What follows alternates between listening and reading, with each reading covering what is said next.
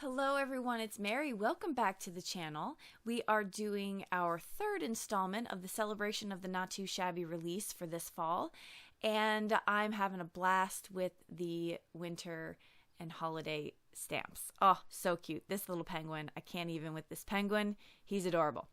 We are going to have a good time playing with some embossing paste. I'm going to pull out this Newton's Nook stencil here, which I love. It's sort of like a snowflake background, and we are going to be using that cute little penguin there. Oh my goodness, so adorable.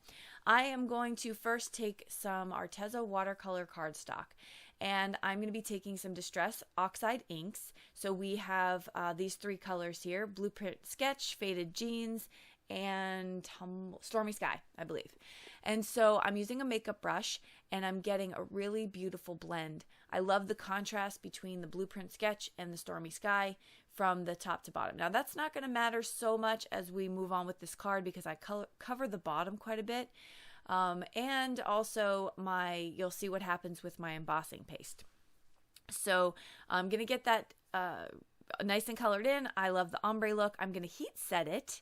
Okay, I'm going to heat set it, which I don't even realize why I was compelled to do so, but I was, which is a good thing, although I'm not sure it made much of a difference when I put my embossing paste down. Let's pull this out. This is from Finnabair, if I'm saying that correct. It's called Snowflake Paste. I thought that was super appropriate. I grabbed out some a palette that I bought from Amazon here, a set, and I'm going to be putting this on my craft mat. The reason I'm not grabbing totally from the jar is because I don't want to pick up any of that color from my background and then contaminate my paste. This is a very, very gritty type of paste. So it doesn't go on super smooth. You have to work at it a little bit, just because, again, it's very glittery and grainy. So I'm going to pull this off, and I love it. Look at that snowy background. It's perfect.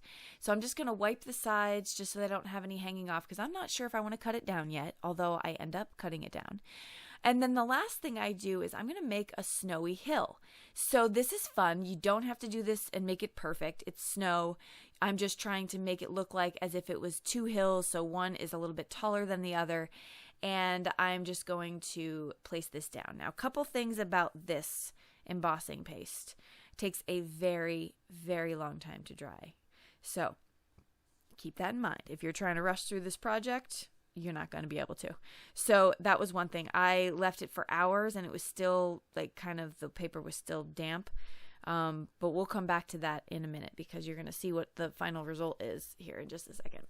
So I'm taking now to a piece of Nina Solar White 80-pound Classic Crest cardstock. I'm going to be doing some alcohol marker coloring today. So I am using Memento Tuxedo Black ink. It is friendly with my alcohol markers. And so I never, ever have an issue with the Memento. That has to be my all-time favorite ink to use with alcohol markers. Okay, I am pulling out these colors in my Ohuhu alcohol markers. These are a bullet nib, not a brush nib. They're a bullet nib, and I have a color chart for them, so I pulled that out so I can see. The caps are not reliable. You do not want to look at caps on really any of your alcohol markers. You want to look at how it shows up on the paper that you will use the most. That's the best advice I can give as far as trying to get good blends. In hindsight, I didn't realize how important a color chart was when I owned the Spectrum Noir.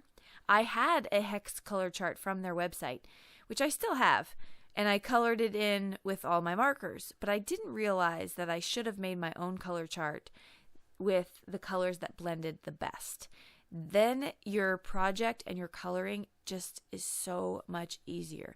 You grab out what you need and you start going, because you can rest assured they're going to work together. It's already been tried and true and tested from your color chart, and so I wish I would have done that with my Spectrum Noir. But I have done it with the markers that I currently have, and it encourages me to use them a lot more. And it's just easier. So that's one of the things I can tell you about whenever you get a new coloring medium. It really is important to swatch it out so that you can kind of see what works well together.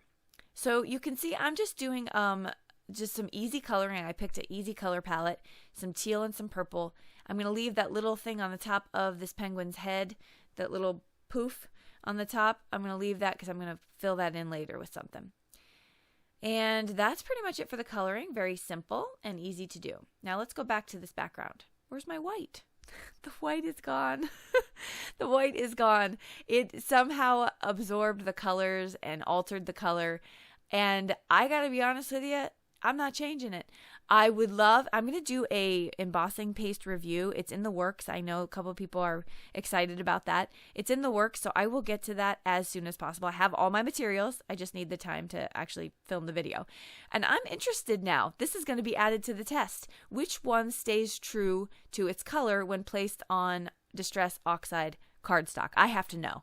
So that's going to be in my lab when I do my review, because although I do love the way this came out, it was not what I was intending. I wanted it to be white. So also, I think what happened with this paste is I think it's more goes on white and dries clear-ish. And I say that because that's how it kind of absorbed some of that color underneath. And you can see the hill is not totally stark white either. So that's my guess for this embossing paste. So it's just going to be kind of fun to figure out, which one will dry white, because I'm going to need that for my holiday cards. I'm taking stickles here in the diamond color, and I'm going to add to that little poof on the top as well as the little heart on the hat. And that is going to finish this card and the celebration of the Not Too Shabby release for this fall. Go check it out. Lots of great stamp sets. I didn't even get to use one of the stamp sets that came out in the release. So check that out over at Not Too Shabby. Don't forget to use coupon code Mary10 for 10% off your order. I will list everything I used below. If you haven't seen the witch card and the fall card, I'll link those here at the end of this video so you can check those out. And I will see you all down in the comment section. Hope you all have a fantastic week. Bye-bye.